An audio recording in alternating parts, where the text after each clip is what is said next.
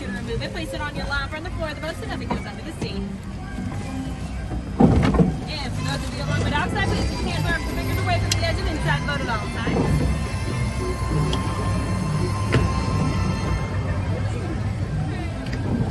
And well, we go. Hello, friends. My name is Brianna, and I will be your captain and storyteller today aboard the SS Fauna on our journey to Storybook Land. Now, for your safety, please remain seated, keeping your hands, arms, facing your feet, and legs inside the boat at all times. And parents, please do watch over any little ones so our story doesn't take any unexpected turns. Now, many people travel to enchanted worlds through the pages of a book, but for those who visit in person, they find their journey to be quite magical, or even menacing. But don't worry, with the help of my friend Monster the Whale, the very same whale who saw in Pinocchio, we're actually transported to a magical place called Storybook Land.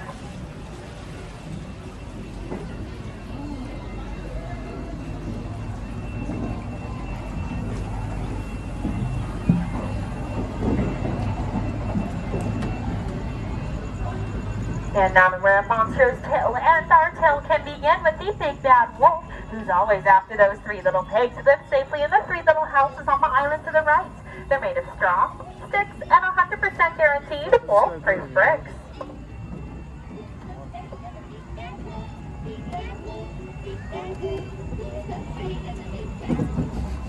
And just around the riverbank off to your left is my favorite resident here in Storybook Land. A little girl named Alice who on one golden afternoon went chasing after the white rabbit and fell down a rabbit hole into a curious place called Wonderland, where things only got curiouser and curiouser from there. But if Alice in Wonderland isn't your cup of tea, maybe the second star to your right is London Park, which helps tell the story of the Darling siblings and how they flew over this very same park with the help of Peter Pan and Tinkerbell on their journey to Neverland, where they never, ever have to grow up.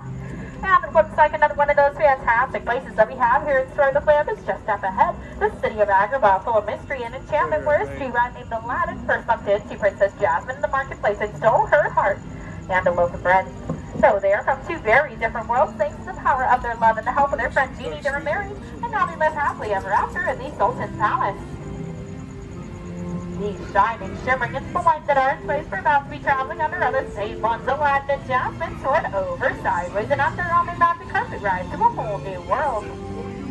While many of our fairy tales are full of light and happiness, there are some dark pages as well, just like the one up ahead, the cave of wonders, whose treasure bears a curse, which Aladdin first discovered when he entered the cave and met Genie. Legend says whoever sets the genie free is granted 3 wishes. Let's head inside and see if our wish comes true.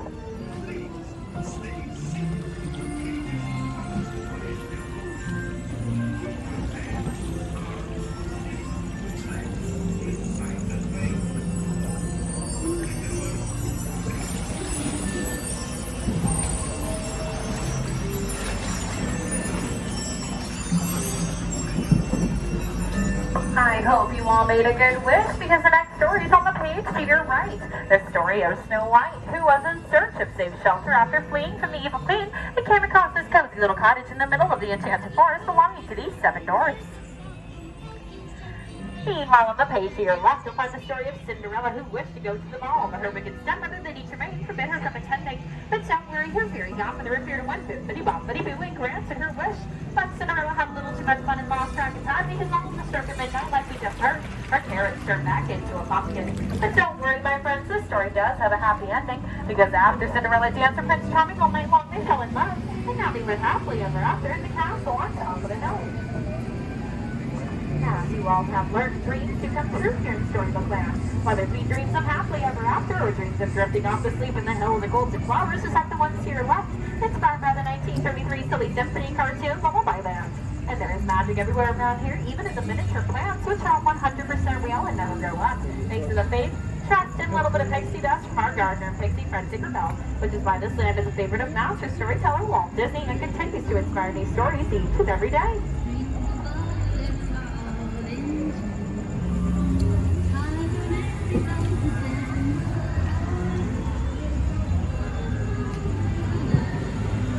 Now, some of you may know a bad driver, but I know the absolute worst driver, and his name is J. Thaddeus Toad, who's standing there and coming up on our left.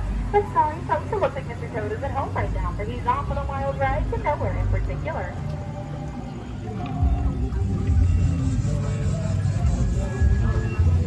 Just beyond Toad Hall is the Kingdom of Air. Arendelle. Though Queen Elsa fled to her icy fortress atop the fjord, her sister Anna refused to let her go.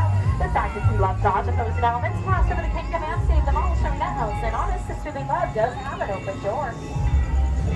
Meanwhile, in the small alpine village to your right, a woodcarver named Geppetto wished for his puppet Pinocchio to become a real boy, and after Pinocchio saved him from the belly of Monster the Whale, the blue fairy granted his wish with no strings attached. Wishes are a very common theme in all of our fairy tales. It's like the wish of that little mermaid named Ariel to follow her Prince Eric up to his castle, which is coming up on our right. She wished to take her life under the sea for a pair of unsteady legs to fulfill her dream of becoming part of our world.